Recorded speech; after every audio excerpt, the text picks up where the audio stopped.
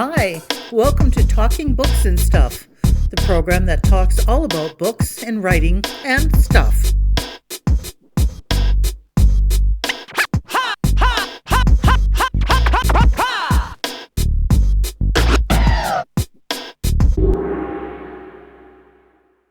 Here's your host, Dennis Rimmer. It's another edition of Talking Books and Writing and Stuff, and today we have from somewhere in New York City, Tree Abraham, and the book we're talking about is Cyclets. It's different. Tree, how would you describe Cyclets to someone who says, "Hey, I hear you just published a book. What's it about?" Well, I pronounce it cyclette, sort of like bicyclette. Oh. So it is inspired by my time living in Canada and learning French, and kind of the easiest conversion of words from like French is like bicycle to bicyclette, even though that's not the common terminology for a bicycle. But I basically describe it as like cycling vignettes. So it's just kind of a long list of cycles and memories I have of bicycles throughout my life, and then they kind of open up into these spiraling little narratives, sometimes told in like long format paragraphs, and other times through visuals or some other experimental form of hybrid prose to explore different. And there's diagrams, there's pictures, there's what do you call it? A bicycle with all the parts numbered and things like that. And when I saw it, cyclettes, okay, I get it from the late bicyclettes de belle size, but set in velo, right? So I saw it and I went, okay. I said to myself, bicycles and chiclets. So I guess little bits about bicycles. So maybe that work. That works. Maybe that works. So that's how we describe the book, Cyclets by Tree Abraham. It's from Book Hug Press. Now, tell me about them, because they're kind of we're getting lots of work from them, and they seem quite open to various different types of storytelling. Is that what you found? Absolutely.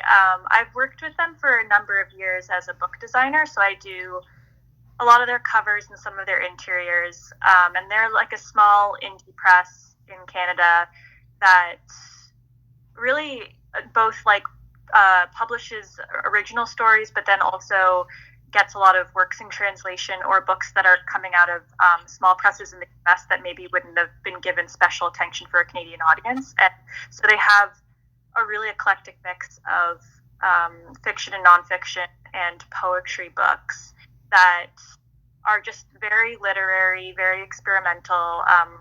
One of the founders is a poet himself, and I think he's just really excited about doing like diverse voices and doing things that no one else is doing. And they're just a really supportive team, know their audience, and are on the ground like promoting the books all the time. Right. It's great. This is Tree Abraham. She's a book designer, illustrator, writer, and maker of things. Also, you collect people, is that right? I do. How'd that come about? Is that just who you are? I think I'm a collector. I think a lot of artists are collectors. It's like a way of kind of organizing a world that you're sort of overwhelmed by, inspired by. It's like nice to kind of put it in sets. And the book is Cyclets, or Cyclets, we'll say. It's easy to remember when you're at the bookstore. But why did this book come out, and why now? I don't know if I knew what it was going to be or if it would be relevant, but I tend to make a lot of personal projects, and this one just kind of snowballed into something that became book length, and that was maybe appealing to a broader audience than just myself. But it sort of touches on like a tension that I have been dealing with throughout my adult life, which is one that I think a lot of millennials and younger than millennials have experienced, where it's like we're not living in the world that our parents lived in, where the goal is to get a stable job and stay there until you retire. There's a lot more choice. There's a lot more transience in where we live, how we work, what we want for ourselves, and I think with that is like that beautiful like freedom of exploration, curiosity, adventure, but also there's this kind of like aimless, untethered sense of like, where do we belong, like what is meaningful to us if we're not rooting ourselves in a particular community. And so those are like all feelings that I've had that sort of culminated in this metaphor of being a cyclist and how I process the world at that speed. I know what you're saying, because we have two millennial offspring, and they're both in their 30s, but they're kind of anchored. They like living in Saskatoon. They both have steady jobs, but on the same hand, there's friends of theirs that are completely opposite, who don't know what they're going to do next, don't have a permanent place to live, don't know what's going on. And in my case, the longest I ever stayed at a job, I think, was 9 years. But on the other hand, the wifey person was 44 and a half at the same job. So sometimes it works out and sometimes not. But about millennials, I don't, you can't speak for everybody. Why is it that everything has to be posted online? Everything. I got up this morning. I had breakfast. I took a picture of my toenails. Why is that? Or is that just a thing that I will never understand? I mean, I don't do that. I've never even posted a status update on Facebook or an Instagram story. I don't connect with that inclination, but I do know that for some people who are feeling disconnected and lonely, and are so just through the way we now work and the way that we have access to our friends at a distance, I think that we just end up being a little bit isolated, and through that isolation we're trying to find ways to feel supported and seen. And so a lot of people, they're at home, they're anxious, they're feeling like they haven't been given enough attention, and so posting is just like kind of a way to have that hit of like, oh, here are people that are seeing me and liking me. I don't think it's a sustained or overall very deep feeling of love and connection, but I think it is quite addictive, and there's, that's intentional by the people who've made those apps. Right. Well, I'm not knocking, I'm just saying I don't quite understand it, but on the other hand, it is a way of making a market, saying, I was here, I'm here, say hello, visit me, like you said, so who knows? Well, and I think there's definitely some positive offshoots from it, depending on how you choose to engage. And then there's some that are like, I don't totally need to know what everyone's eating for every meal, but, You never know. Gets back to your cyclette days. Do you remember your first bike or trike ride? Yeah, I write about that in the book.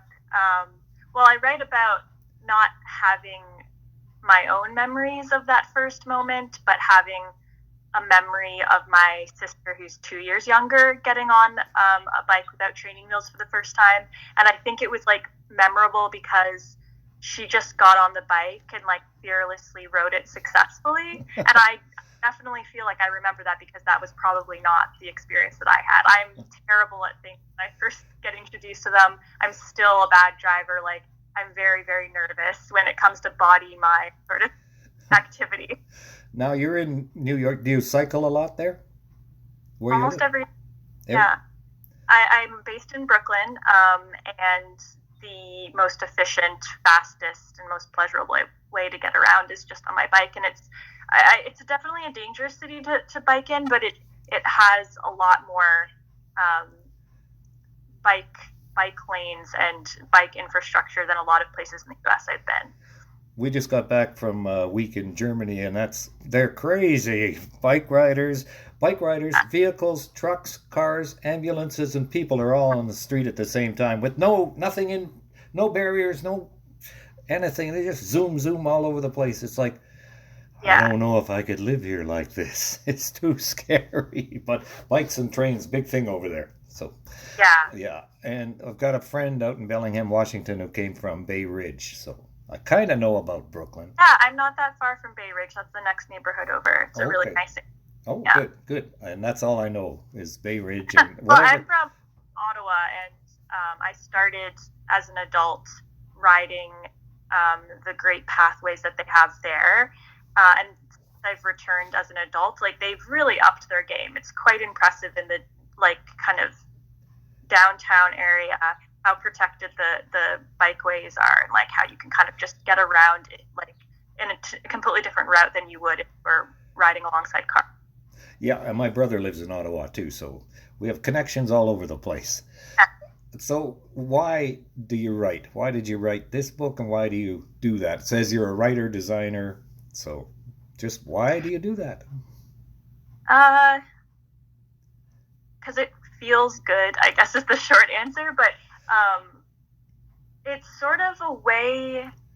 It's almost like I'm not even fully processing the world unless I'm making art out of it. Like, it's through that like more like intentional transformation of what I'm taking in and making it into something new where I feel most alive. And when it comes to writing, um, it's not only me recounting experiences, but it's me just having an experience or an awakening in my mind through the process of writing and rewriting, and these connections that are formed on the page that you didn't know were in you. And so for me, it's sort of like there's these nagging questions that I have that I want to carve out space to be able to explore fully, and writing slows me down enough to be allowed to do that. Now, have you always been a writer, doodler, artist, or did that come later in life? I have a video from when I was 10 where my dad's like, "What do you want to be when you grow up?" And I say a writer, but I was not serious about the craft. I never took a creative writing class in university. Like, I never shared my work or even did it with any rigor until a few years ago. But I've always been like a creator of things, like not just kind of like a painting, but like I'd come up with a concept and I'd execute it, and it would be experienced on multi levels, and it would require writing or drawing and maybe like gluing something together, and that sort of like thinking big picture down to small details is something that I've done since I was like 2 years old. But when it comes to like pure written word, that's something I definitely discovered later in life. Do you have like another project in mind, or you just catch as catch can, see what happens next?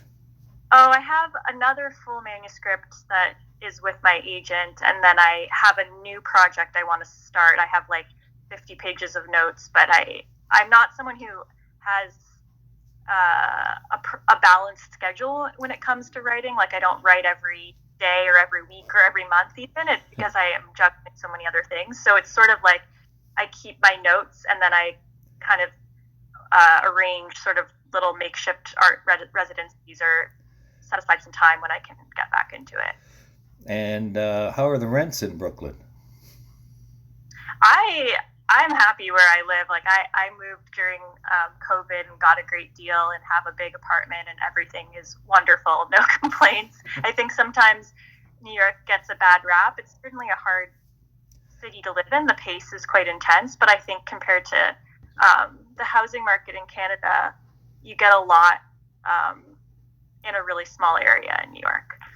And I lost my train of thought. Is there a place that you want to cycle next that you haven't toured, like a Tour de France or anything like that? Yeah, I have at the back of the book, there's a list of like great places to cycle in the world that I want to do. I'm going to Bloom in a couple weeks, and we've arranged for like kind of a jungle cycle tour there.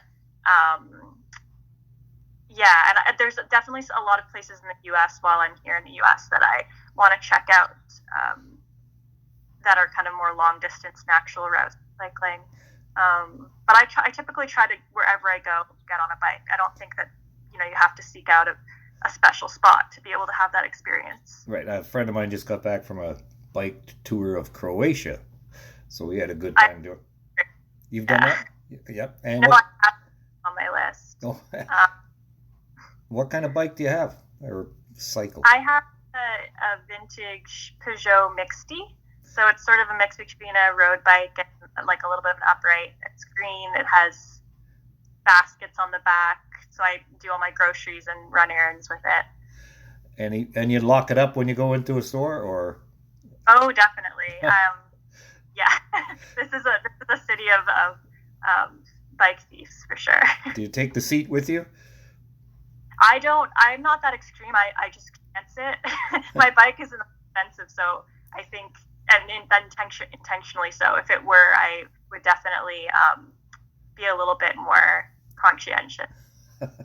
One more thing, I learned a new word in your mellophile. Yeah. That is what? Someone who is like obsessed with sound or music. Yeah, it was somebody you were working with who kept asking you to listen to something. Here, try this, try this. Yeah, that's what I was like, I didn't realize I would use that in this book. But yeah, it's someone who's obsessed with music. And I had a boss while I was working in government who truly was obsessed. Every time someone would walk into his cubicle, he'd give them like a terabyte of music to go download onto their computer. That's great. Tree Abraham has been with us. Cyclets, the book from Book Hug Press.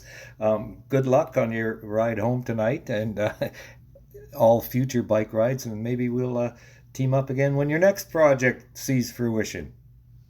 That would be great. Thank you so much. Thank you for visiting with us today. This is Talking Books and Stuff with Dennis Rimmer. Contact him at dennis@talkingbooks.tk. Thank you, and may all the good news be yours. Oh, and don't forget to check out his book, The Great Canadian Notebook, available across Canada and at amazon.ca.